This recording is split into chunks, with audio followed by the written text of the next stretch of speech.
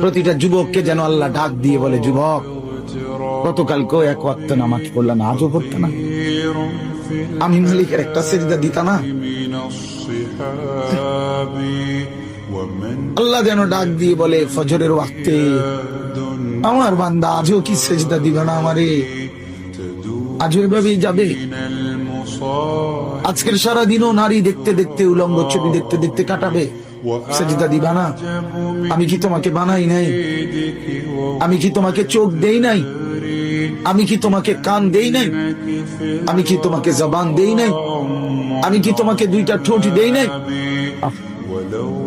ইয়া আইয়ুহাল ইনসানু মা গাররাকা বিরাব্বিকাল কারীম। আল্লাহ বলে, আমার বান্দা, কে তোমাকে আমার মতো দয়ালু মনিব থেকে ভুল পথে নিয়ে গেল?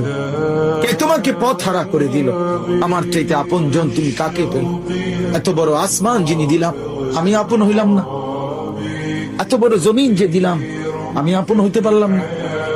প্রতিদিন তোমার চোখে ঘুম পাড়ায় দেই, আমি সেই মালিক, আমি আপন জন হলাম না? প্রতিদিন আবার ভোরবেলা উঠতে গেলে আমি তো ঘুম থেকে জাগিয়ে দেই, সেই আমি মালিক আপন হলাম? বলেন না বাপ, বলেন। আমার বাপ বলেন, একজন যুবক ভাইয়া তুমি ভাবো, তুমি ডানে বামে তাকাইও না, দয়া করে অনুরোধ।